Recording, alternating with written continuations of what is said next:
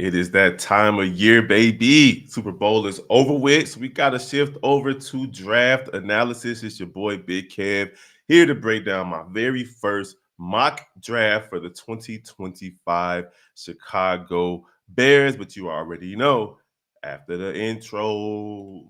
You are now tuned in to Chicago Bears Central, your number one place for all Chicago Bears news and content.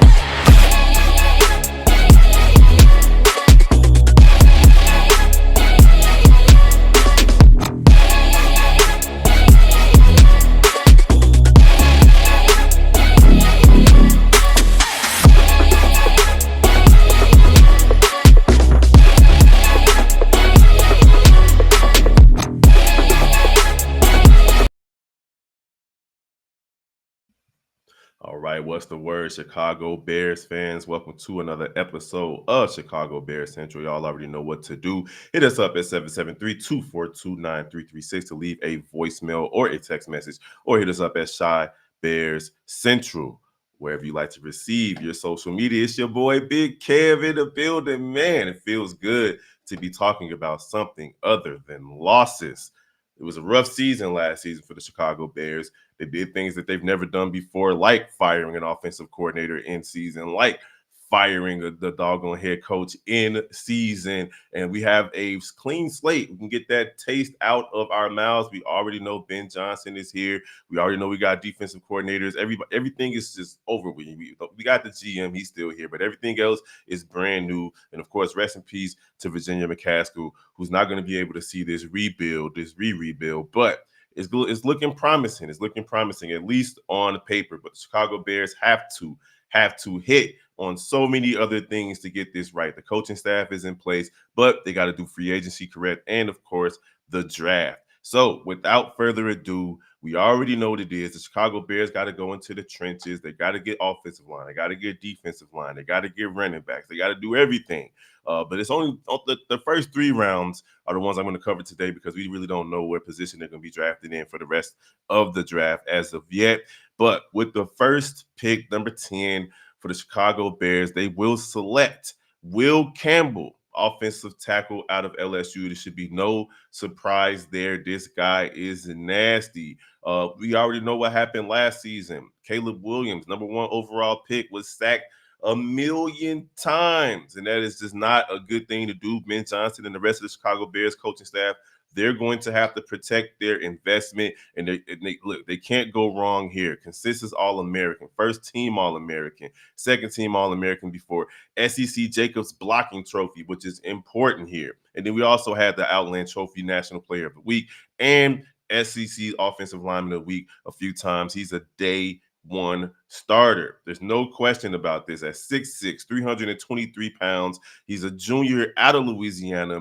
And listen, this dude right here is he could be the number 1 offensive lineman or the number 2 offensive lineman. That's between him and Kelvin Banks Jr. One of those guys are going to go first as offensive lineman. He could go to the Jacksonville Jaguars. Hopefully that's not true. But he was the cornerstone. He was the centerpiece of the LSU team that last year had our boy Jaden Daniels go out there and take care of business. And this year they played all right, not as good as they did last year, but they played all right. And he's only allowed 5 sacks in 2,553 snaps, including a 24-game streak where he didn't give up a single sack. So look, shout out to him, man. We already know all the accolades.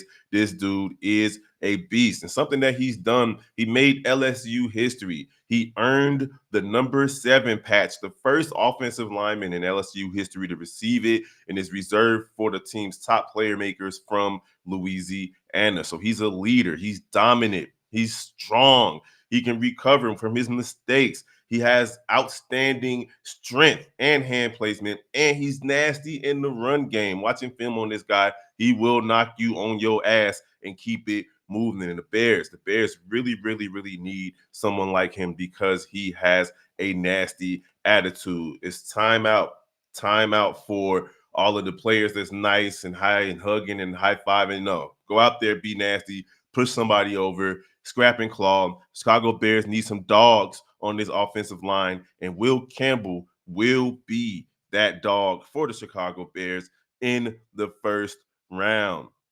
I mean, seriously, listen, listen, I like his nastiness. Like, seriously, that's something that really stands out to me. This dude and his accountability. Listening to his post game conference after the loss that they had in the postseason, and how he took accountability for it, and how he says that it's his job to go out there and do it, take care of business. I love that about him. I am not mad at this guy. Listen, what I don't like is the idea that scouts are saying that he might need to move inside. You got to give this guy the opportunity to do what he does best and what he did best in college.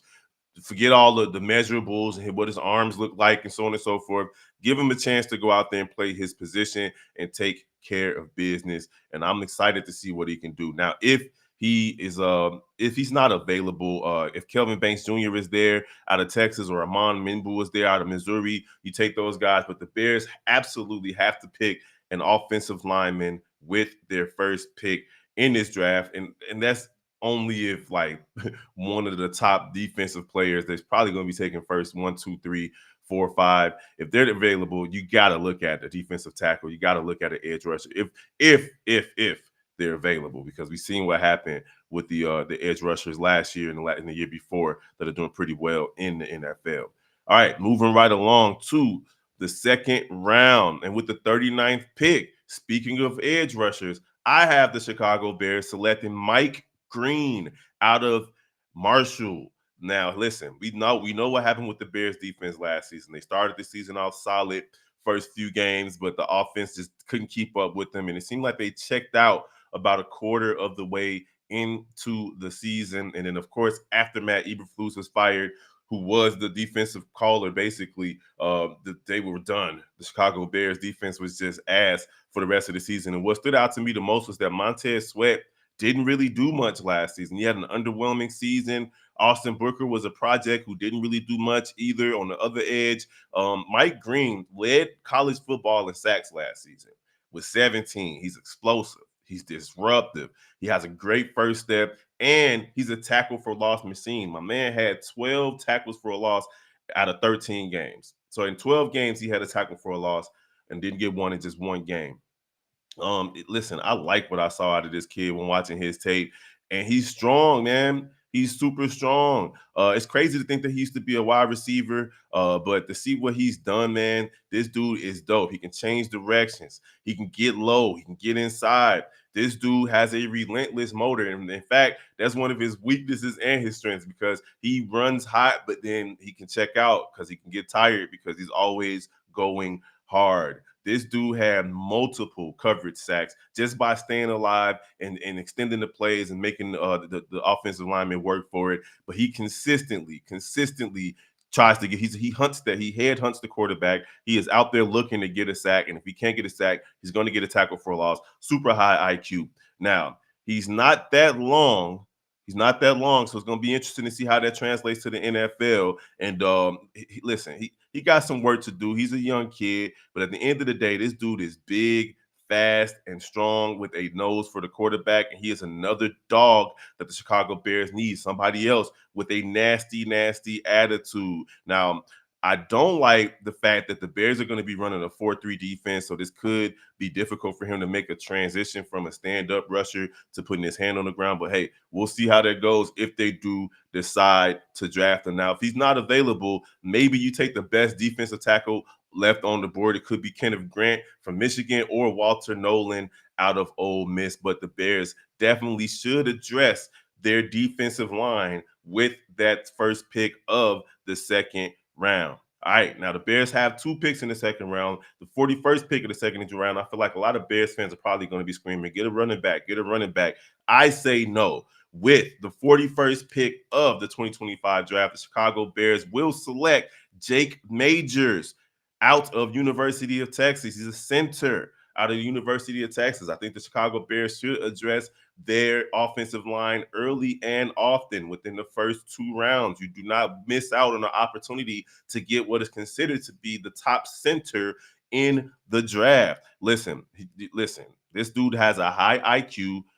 He has the ability to become like the quarterback of the offensive line. His run blocking needs work. That's no secret, but his pass blocking is top notch. Top notch. He has a history also with Roshan Johnson, who plays for the Chicago Bears. So listen, you cannot ignore the offensive line. We did that last season. It just wasn't a smart decision to do. And I'm feeling like our GM is going to learn from his mistakes. So this dude is solid, man. Listen, his pass protection is crazy. He neutralizes interior rushers. He has great technique. He has an initial punch that's just like you when you see it makes defenders like, whoa, wait a second. And he takes care of business all the way through the whistle. Listen, man, I love this kid's game. He consistently makes defenders have to work to try to get to the quarterback. And he diagnoses things in the pre-snap. Remember, I said he could be the quarterback of the defensive line. So his pre-snap communication is solid. The one thing that I like about him the most, though, is that he's durable. He had 39 straight starts. We know for a fact that the Chicago Bears struggled with durability on the offensive line last season. 39 straight starts is crazy. At the center position, I'm not even sure if we had anybody do 5 straight starts for the Chicago Bears last season. So I love what I see from him. What I don't like is he could be it's a tad bit too small to be able to handle these big nose tackles. It makes me think about the guy from Tennessee that the Bears played in game 1 of the season this year.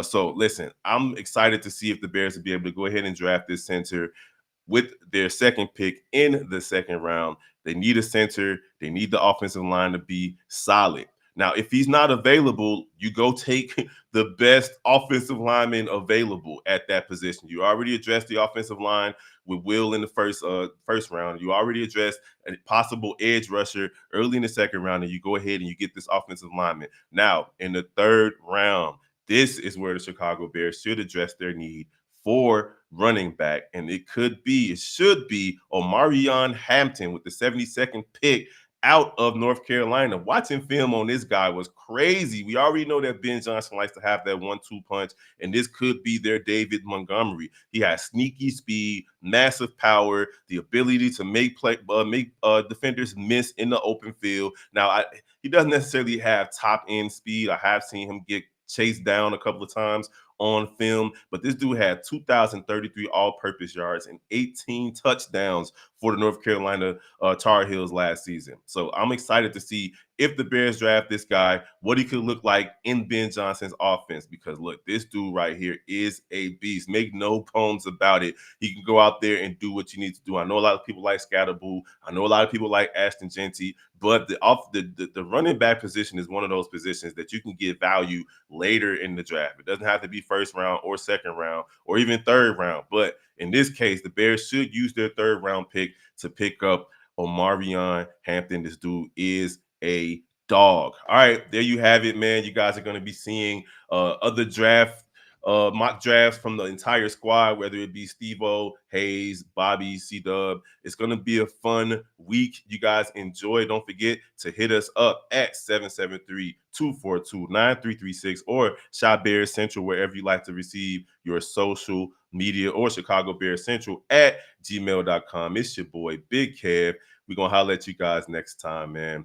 Appreciate the love and support. Don't forget to follow the rest of the Chi-Town Sports family. You dig? Peace.